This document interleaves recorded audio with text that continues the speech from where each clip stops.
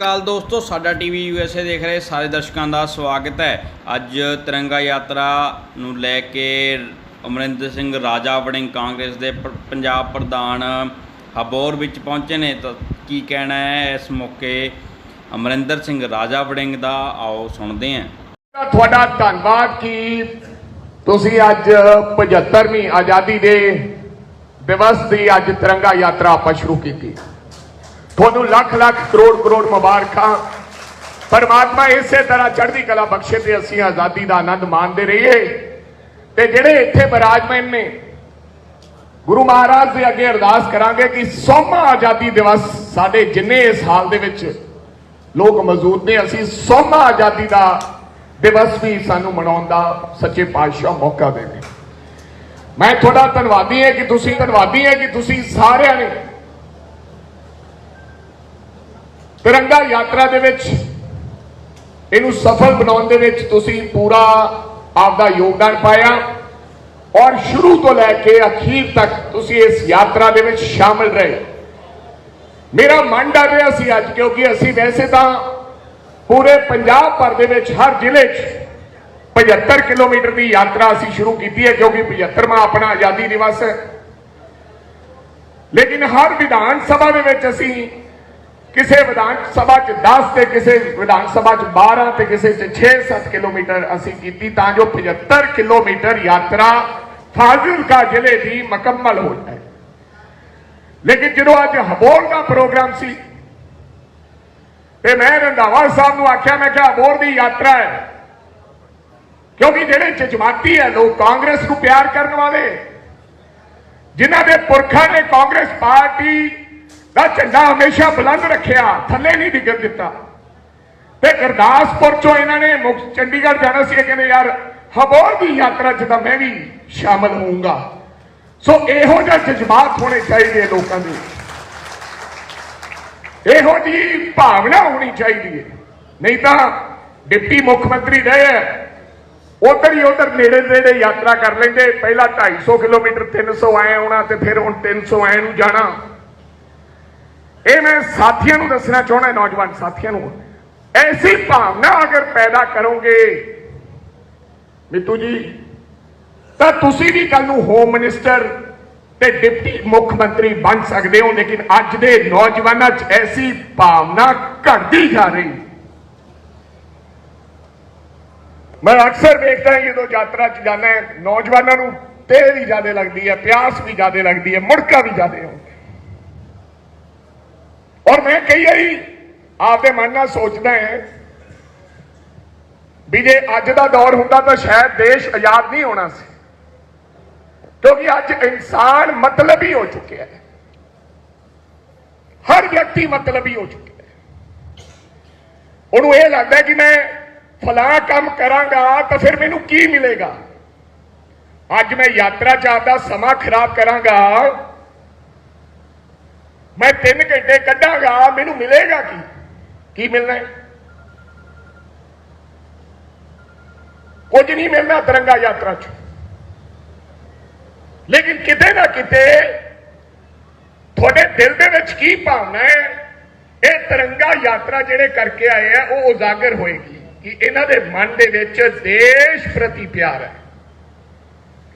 किन्ने क लोग है 100 करोड़ की आबादी तो वध वाला देश, ये तिरंगा यात्रा करने वाले चंद लोग क्यों? कि यह देश केवल राजे वड़िंग दा है? कि यह देश केवल सुखजिंदर सिंह रंधावे दा है? कि यह तिरंगा केवल मोदी दा है? नहीं, ये हर देशवासी का तिरंगा है, हर देशवासी का फर्ज बनता है, हर एक व्यक्ति का फर्ज बनता है कि तुसी भावना दे नाल देश का 75वां आजादी दिवस मनाओ। हर एक व्यक्ति का इस धरती ते रहने वाले हर एक बशिंदे का फर्ज बनता है। फिर पता लगता है कि तुसी किन्ने क वफादार हो। जिहड़ा देश प्रति वफादार नहीं हो सकता, वो आपदे परिवार के प्रति ते आपदे दोस्तां यारां मित्रां के प्रति वफादार नहीं हो सकता। ਅੱਜ ਦੀ ਜਿਹੜੀ ਏਕਤਾ ਹੈ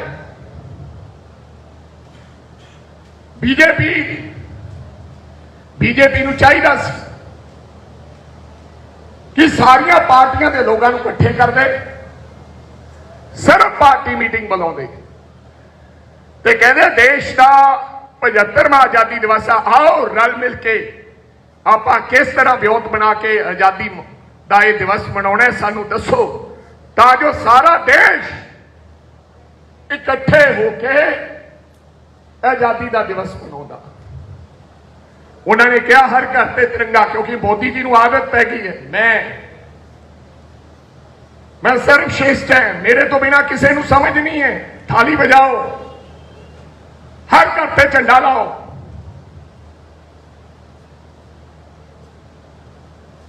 ਤੇ ਅਸੀਂ ਇੱਕ ਤਿਰੰਗਾ ਯਾਤਰਾ, ਹਰ ਦਿਲ ਮੇਂ ਹੈ ਤਿਰੰਗਾ, ਸਾਡੇ ਦਿਲ 'ਚ ਤਿਰੰਗਾ ਹੈ। ਜਿਨ੍ਹਾਂ ਲੋਕਾਂ ਨੇ 52 ਸਾਲ ਆਰਐਸਐਸ ਦੇ ਹੈਡਕੁਆਟਰ ਤੇ ਨਾਗਪੁਰ 'ਚ ਤਿਰੰਗਾ ਝੰਡਾ ਨਹੀਂ ਲਹਿਰਾਇਆ, ਜਿਨ੍ਹਾਂ ਨੇ ਦੇਸ਼ ਦੀ ਆਜ਼ਾਦੀ ਲਈ ਆਪਣੀ ਚੀਚੀ ਨਹੀਂ ਕਟਾਈ, ਉਹ ਸਾਨੂੰ ਦੇਸ਼ ਭਗਤੀ ਦਾ ਪਾਠ ਪੜ੍ਹਾ ਰਹੇ ਨੇ। ਜਿੱਥੇ ਆਜ਼ਾਦੀ ਦੇ ਦੀਵਾਨਿਆਂ ਨੇ, ਭਗਤ ਸਿੰਘ ਹਰਾਂ ਨੇ ਇਸ ਦੇਸ਼ ਲਈ ਕੁਰਬਾਨੀ ਦਿੱਤੀ, ਉੱਥੇ ਕਾਂਗਰਸ ਪਾਰਟੀ ਦੇ ਵੀ ਹਜ਼ਾਰਾਂ ਵਰਕਰਾਂ ਸਾਥੀਆਂ ਨੇ ਜਦੋਂ ਦੇਸ਼ ਦੀ ਆਜ਼ਾਦੀ ਦੀ ਲੜਾਈ ਲੜੀ,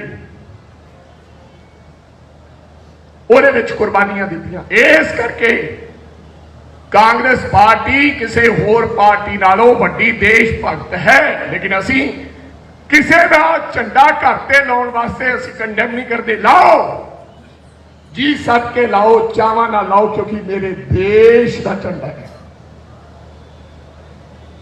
ਪਰ ਗੁਰਮਨ ਜੀ, ਚੰਗਾ ਹੁੰਦਾ ਜੇ ਸਾਰਿਆਂ ਨੂੰ ਨਾਲ ਲੈ ਕੇ ਇੱਕ ਸੰਯੋਗ ਦੇ ਨਾਲ, ਭਾਵਨਾ ਦੇ ਨਾਲ ਇਹ ਤਿਰੰਗੇ ਦਾ ਜਸ਼ਨ ਮਨਾਇਆ ਜਾਂਦਾ। ਮੇਰਾ ਮਨ ਡਰ ਰਿਹਾ ਸੀ ਅਬੋਹਰ 'ਚ, ਮੈਂ ਕਿਹਾ ਪਤਾ ਨਹੀਂ ਯਾਤਰਾ ਕਿਹੋ ਜਿਹੀ ਹੋਊਗੀ। 50 ਸਾਲਾਂ ਬਾਅਦ ਸਰ ਜੀ ਇਹ ਤੁਸੀਂ ਆਜ਼ਾਦ ਕਰਾਇਆ, ਠੇਕੇ ਦੇ ਰੱਖਿਆ ਸੀ ਅਬੋਹਰ ਨੂੰ, ਜਾਖੜਾਂ ਨੂੰ। ਇਹ ਸਾਰੇ ਲੋਕਾਂ ਦੇ ਮਨ ਵਿੱਚ ਵਹਿਮ ਪੈਦਾ ਹੋ ਗਿਆ ਵੀ ਵੱਡਾ ਲੀਡਰ ਚਲਾ ਗਿਆ। ਕਿਹੜਾ ਵੱਡਾ ਲੀਡਰ? ਬੱਬੂ ਨਾਗਪਾਲ ਸਾਹਿਬ ਕੋਈ ਵੱਡਾ ਲੀਡਰ ਨਹੀਂ ਰਿਹਾ।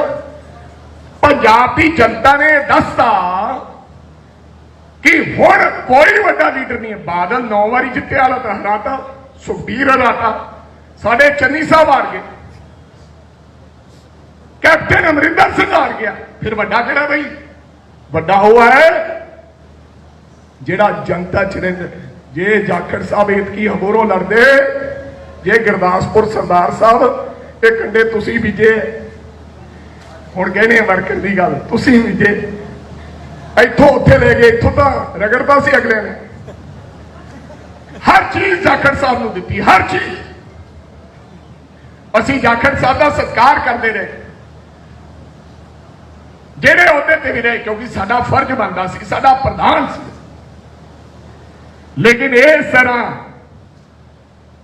50 ਸਾਲ ਇੱਕ ਪਾਰਟੀ 'ਚ ਰਹਿ ਕੇ, ਔਰ ਪਾਰਟੀ ਨੇ ਕੋਈ ਐਸੀ ਚੀਜ਼ ਹੈ ਜਿਹੜੀ ਦਿੱਤੀ ਨਹੀਂ, ਛੱਡ ਕੇ ਚਲੇ ਜਾਣਾ ਬੇਵਫਾਈ ਹੈ। ਔਰ ਉਸ ਤੋਂ ਵੀ ਵੱਡਾ ਧੋਖਾ ਅਬੋਹਰ ਦੇ ਲੋਕਾਂ ਨਾਲ ਕੀਤਾ।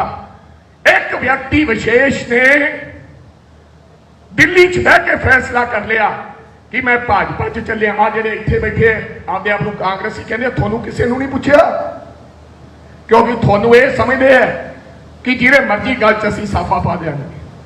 ਮੈਨੂੰ ਲੱਗਦਾ ਅਬੋਹਰ ਦਾ ਅੱਜ ਵੀ ਗੁਲਾਮ ਹੈ। ਅੱਜ ਕੱਲ ਪੁੱਤ, ਜੇ ਬਾਪ ਜੇ ਪੁੱਤ ਨੂੰ ਪੁੱਛ ਕੇ ਫੈਸਲਾ ਨਹੀਂ ਲੈਂਦਾ ਤਾਂ ਪੁੱਤ ਰਿਵੋਲਟ ਕਰ ਦਿੰਦਾ ਹੈ, ਕਹਿ ਜਾਓ, ਕਹਿੰਦਾ ਬਾਪੂ ਤੂੰ ਮੈਨੂੰ ਪੁੱਛ ਕੇ ਫੈਸਲਾ ਨਹੀਂ ਲਿਆ। ਅਬੋਹਰ ਦੇ ਲੋਕਾਂ ਨੂੰ ਪੁੱਛ ਕੇ ਫੈਸਲਾ ਲੈਣਾ।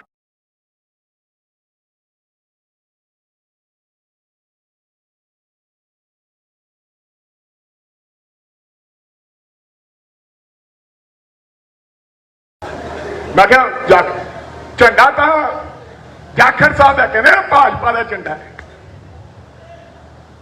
ਜਾਖੜ ਦੇ ਬੋਰਡ ਨਹੀਂ ਲੱਗਦੇ, ਭਾਜਪਾ ਦੇ ਬੋਰਡਾਂ ਦੇ ਵਿੱਚ ਜਾਖੜ ਸਾਹਿਬ ਦੀ ਫੋਟੋ ਨਹੀਂ ਲੱਗਦੀ, ਵੇਖਿਆ ਹੋਣਾ। ਤੇ ਕਾਂਗਰਸ ਕੋਈ ਵਿਅਕਤੀ ਬੋਰਡ ਨਹੀਂ ਲਾ ਸਕਦਾ ਸੀ ਜਾਖੜ ਸਾਹਿਬ ਦੀ ਫੋਟੋ ਤੋਂ ਬਿਨਾ, ਸਿੱਧਾ ਥਾਣੇ ਜਾਂ ਜੇਲ੍ਹ 'ਚ। ਜਾਂ ਦੱਸ ਦਿਓ ਕਿਸੇ ਨੇ ਜਾਖੜ ਦੀ ਫੋਟੋ ਬਿਨਾਂ ਬੋਰਡ ਲਾਇਆ ਸੀ? ਤੇ ਜਾਖੜ ਸਾਹਿਬ ਦੀ ਫੋਟੋ ਦੇ ਬਿਨਾਂ ਬੋਰਡ ਲੱਗੇ ਵੇਖੇ ਨੇ। ਪਰ ਹੋਣਾ ਕੀ ਹੈ, ਭਾਜਪਾਈਆਂ ਨੇ ਮੰਨਣਾ ਨਹੀਂ ਵੀ ਇਹ ਭਾਜਪਾ ਹੈ, ਤੇ ਕਾਂਗਰਸ ਨੇ ਨਾਲ ਨਹੀਂ ਜਾਣਾ, ਮੰਜੀ ਇੱਥੇ ਹੀ ਠੋਕ ਦੇਾਂਗੇ। ਇਹ ਤਾਂ ਹਜੇ ਨਾਗਪਾਲ ਹਰੀ ਸਾਹਿਬ ਹਰੀ ਉੱਤੋਂ ਉਹ ਜਾਖੜ ਸਾਹਿਬ ਤੇਰੇ ਸਾਗੇ ਹੀ ਹੈ, ਕਿਉਂ ਕਵਿਤਾ ਜੀ? ਪਰ ਤੁਸੀਂ ਕਹਿੰਦੇ ਉੱਥੇ ਨਹੀਂ ਗਿਆ, ਕਵਿਤਾ ਦੇ ਘਰ ਨਹੀਂ ਗਿਆ ਕਦੇ, ਮਹਿਲਾ ਕਾਂਗਰਸ ਦੀ ਪ੍ਰਧਾਨ ਹੈ ਸਾਡੀ, ਇਹਦੇ ਘਰੇ ਨਹੀਂ ਗਿਆ ਜਾਖੜ ਕਦੇ, ਮੈਂ ਜਾ ਕੇ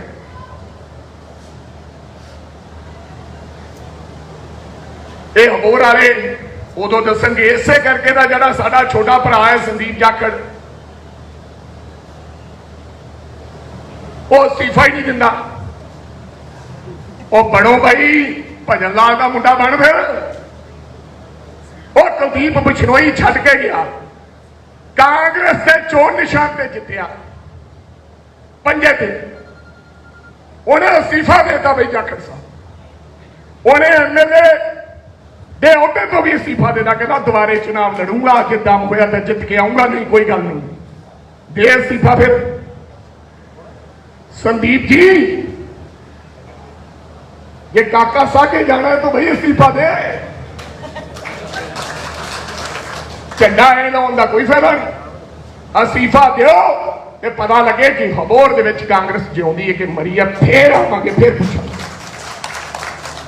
सद के जाइए हबोर वालिओ, तुहानूं मैं सलाम करदा कि तुसीं कांग्रेस पार्टी नूं हबोर दे विच जिउंदा रखिआ। साडे ब्लाक प्रधान मेरे भरा ने बड़ा दबाव पाया, असीं आपदा काम कर रहे हैं, असीं आपदे फर्जां की पूर्ति कर रहे हैं, असीं कांग्रेस पार्टी का झंडा बुलंद रख रहे हैं, जिहड़ा साडा काम है। सो मेरी तुहानूं बेनती है, तकड़े रहो।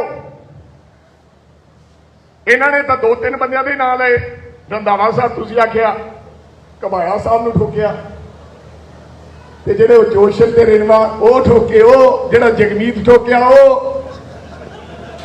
जेड़ा पट्टी ठोकिया, वो इन्हां ने आप तो बिना सारे ही ठोके। दस दो भी ताड़ी मार दो जे ठोके कि नहीं ठोके। ये 50 साल की कांग्रेस है जिन्हें होर कोई कांग्रेसी उठन नहीं दिता हबोर दे अंदर, क्योंकि डर सीगा। एक सुधीर नागपाल ने चक्या सी फंग जा, उन्होंने ठोकिया, फिर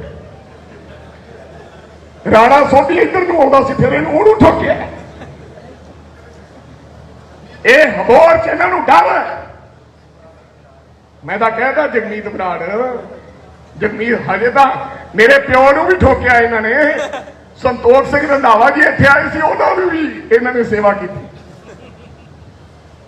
ये कहंदे असीं कांग्रेस हैं, मन्ने कांग्रेस को बना रखा है, उसका सारी कांग्रेस ठोकी है,